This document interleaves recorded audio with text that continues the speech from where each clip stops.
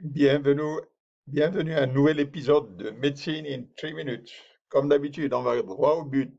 Le sujet est expliqué d'une manière brève, claire et souvent illustrée. Allons-y.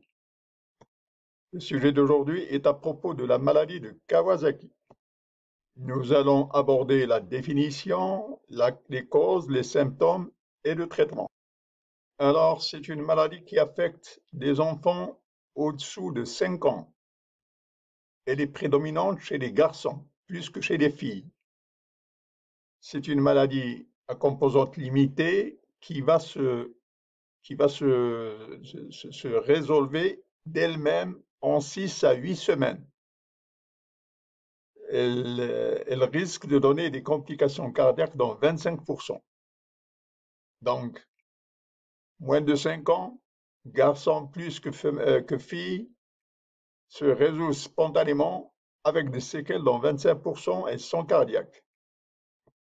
Alors, la maladie de Kawasaki est une maladie inflammatoire auto-immune dont le système immunitaire s'attaque aux vaisseaux de moyen calibre.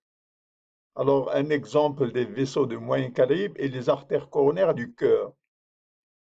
Alors, ce système immunitaire s'attaque à l'endothélium de ces vaisseaux et il expose le collagène de ces vaisseaux à une attaque.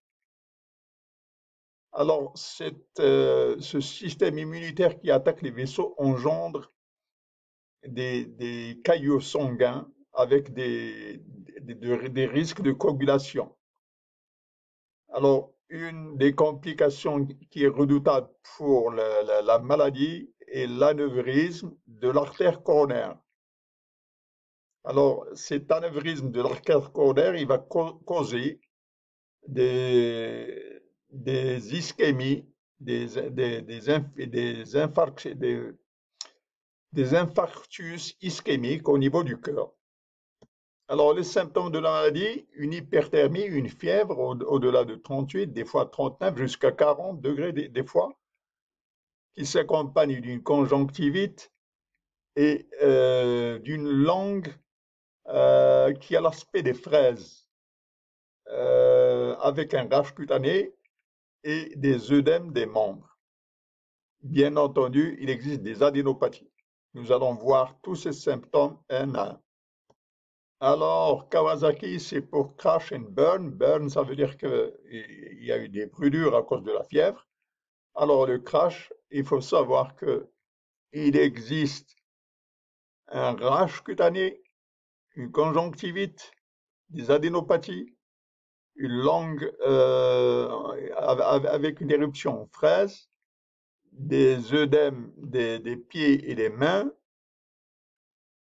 et une température élevée, au-delà de 40 degrés, et qui dure jusqu'à 5 jours.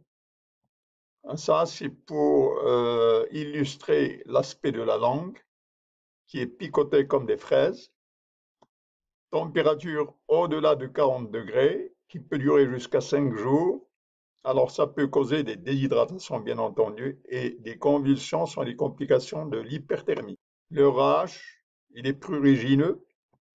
Les adénopathies, c'est des ganglions qui sont augmentés de volume au niveau du cou et au niveau de la région axillaire. Alors, sur le plan diagnostique, il n'existe pas de test spécifique. Les globules blancs sont augmentés, une vitesse sédimentation qui est très accélérée. C'est un signe très important, c'est un élément de diagnostic très important. Et une anémie, bien entendu. Alors, il faut tout de suite faire recours à des ultrasons, une échocardiographie pour le contrôle des artères coronaires, pour voir s'il n'y a pas un début d'anévrisme. Alors, il y a,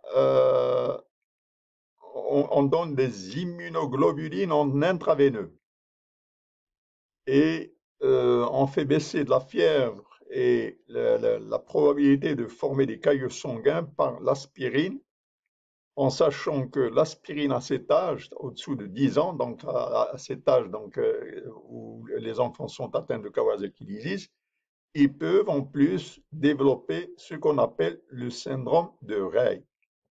La maladie de Kawasaki, c'est un syndrome qui est prédominant au-dessous de 5 ans, chez les enfants de 5 ans. Il est prédominant chez les garçons. L'évolution, elle s'effectue sur 6 à 8 semaines et peut laisser des séquelles qui sont cardiaques dans 25% des cas. Alors, Kawasaki, pensez à hyperthermie au-delà de 40 degrés, des adénopathies cervicales, une conjonctivite, une langue sablonneuse, un rash et des œdèmes des membres.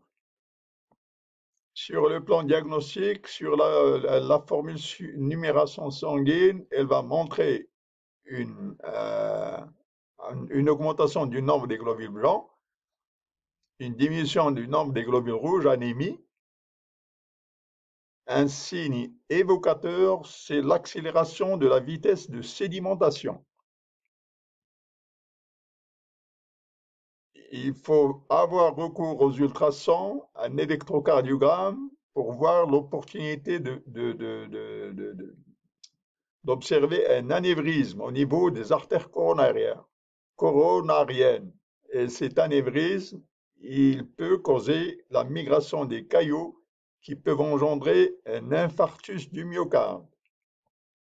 Sur le plan thérapeutique, il existe un traitement symptomatique, donner de l'aspirine en sachant que au-dessous de 10 ans, les enfants qui sont sous aspirine peuvent déclencher un syndrome de Rey. Mais on donne surtout des immunoglobulines en intraveineux.